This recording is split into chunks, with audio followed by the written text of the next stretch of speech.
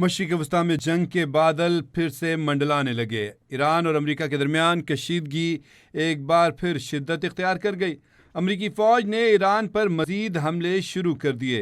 Iran पर अमेरिकी हमलों की एक और नई लहर ने तबाही मचा दी। सेंटकॉम का कहना है कि अमेरिकी अफवाज ने ईरान पर मज़ीद हमलों का आगाज़ कर दिया है। ईरान के शहर बंदर अब्बास, सेरीक और जजीरा कशम धमाकों से गूंज उठे। तेहरान, खुजिस्तान, जासिक और बोशहर में भी बारूद की बरसात होने लगी। अमरीकी फ़ौज का ईरानी शहर माशहर में वाटर पम्पिंग स्टेशन पर हमला, एक शख्स जबहक हो गया, 4 अफराद ज़ख्मी हुए हैं। अमरीकी सेंटकॉम का पासदारान इनकलाब पर तिजारती जहाज़ों को निशाना बनाने का इल्ज़ाम। सेंटकॉम का कहना है कि अमरीकी फ़ौज ने दर्जनों अहदाफ को दुरुस्त हथियारों से निशाना बनाया। अमरीकी सेंटकॉम का कहना है कि ईरानी क्रूज़ मिसाइल और एक खुदकुश ड्रोन भी मार गिराया है। अमरीकी सेंटकॉम का अपने बयान में कहना है कि हमलों की नई लहर में फ़ौजी कार्रवाइयाँ मुकम्मल कर ली हैं। सेंटकॉम का कहना है कि पासदारान इनकलाब ने आबना हरमज़ से गुजरने वाले जहाज़ों पर फायरिंग की। अमरीकी सेंटकॉम का दावा है कि आबना हरमज़ पर ईरान का कोई कंट्रोल नहीं है। अमरीकी सेंटकॉम ने कहा है कि हालिया कार्रवाई का मकसद ईरानी हमलों की सलाहियत कम करना है। जबकि ईरानी मीडिया ने रिपोर्ट किया है कि ईरान के शहर बंदर अब्बास के मगरिब में कई धमाकों की आवाज़ें सुनी गई हैं। ईरानी मीडिया की रिपोर्ट्स में कहा गया है कि ईरान के शहर बंदर अब्बास के मगरिब में कई धमाकों की आवाज़ें सुनी गई हैं। जबकि गवर्नर हमज़गान का कहना है कि नए अमरीकी हमलों में किसी शहरी के जाँ बहक होने की कोई इत्तला नहीं मिली। ईरानी हुकाम बताते हैं कि हमलों के नतीजे में रिहायशी या तिजारती तंसीबात को नुकसान पहुँचने की कोई इत्तलात सामने नहीं आई हैं।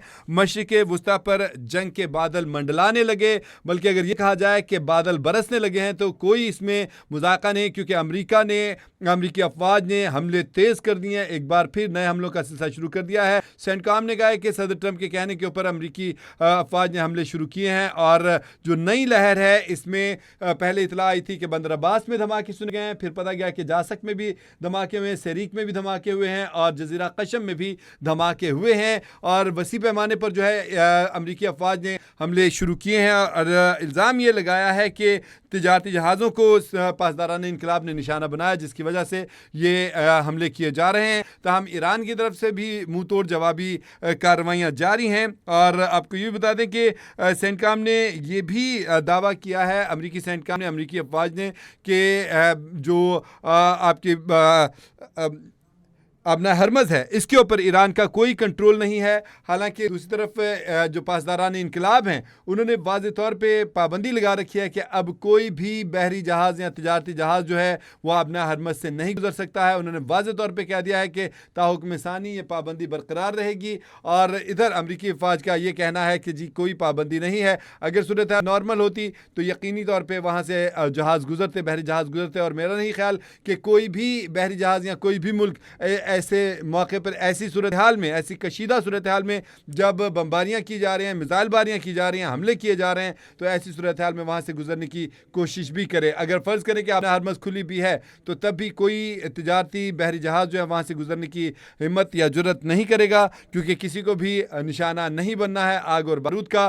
तो तहम इस वक्त सूरत हाल ये है कि अमरीकी अफवाज का ये दावा है कि अपना हरमज़ पे उनका कंट्रोल है और ईरान जो है इसका कोई कंट्रोल नहीं है। जबकि पासदारान इनकलाब का, ईरान का ये दावा है कि हमारा मुकम्मल कंट्रोल है आबना हरमज़ के ऊपर, यहाँ से किसी को गुजरने नहीं देंगे। मशरिक़ वस्ता एक बार फिर जो है वो जंग की लपेट में आ रहा है और हमले जो हैं अमेरिका की तरफ से तेज़ किए गए हैं। और इस सूरत हाल में अगर हम चंद दिन पीछे जाएं तो जिस दिन तदफीन होनी थी और वहाँ पे इराक़ में पहुँचा था, नजफ़ अशरफ में जनाजा पहुँचा था, जो सैयद आयतुल्लाह अली ख़ामनाई हैं, साबिक सुप्रीम लीडर शहीद थे, उनका जनाजा वहाँ पर पहुँचा। तो उसी वक्त अमेरिका ने यहाँ पर हमले शुरू कर दिए थे, जिसके बायस ईरानी सदर मसूद पेज़ेश्कियां को वहाँ से फ़ौरी तौर पर तैयारा पकड़ के वापस आना पड़ा था। और इस सूरत हाल के बाद से सूरत हाल मज़ीद जो है गंभीर से गंभीरतर होती चली जा रही है। ना तो अमेरिका हमलों से बाज आ रहा है और ना ही ईरान जो है वो जवाबी कार्रवाइयों से पीछे हट रहा है। वो अमेरिका इसको ईरान को झुकाना चाहता है, लेकिन ईरान जो है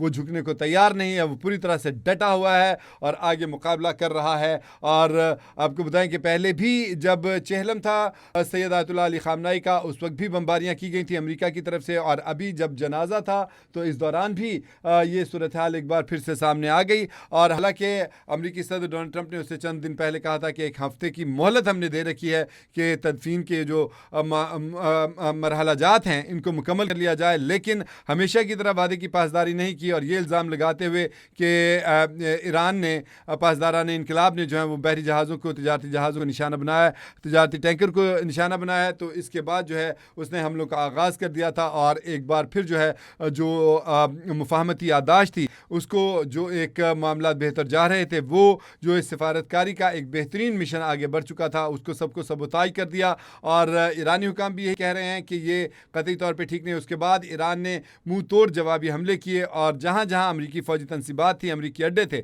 वहाँ पे शदीद किस्म के हमले किए और ख़ासा नुकसान पहुँचाया है अमरीका को। और अमरीका जो है वो भी पीछे हटने को तैयार नहीं है। और ऐसा ही लगता है जैसे अमरीका ने कुछ टाइम गेन किया और टाइम गेन करने के बाद फिर से दोबारा से उसने हमले शुरू कर दिए हैं और आज फिर जो हैं वो ताज़ा हमले किए गए हैं। और ये हमलों के नतीजे में ईरान के जो शहर हैं बंदर अब्बास, शरीक और जिज़रा कशम, यहाँ पर ख़ासे धमाकों की आवाज़ें सुनी गई, जबकि खुज़स्तान, जासक और वो शहर में भी बारूद की बरसात अमरीका की तरफ से की गई है।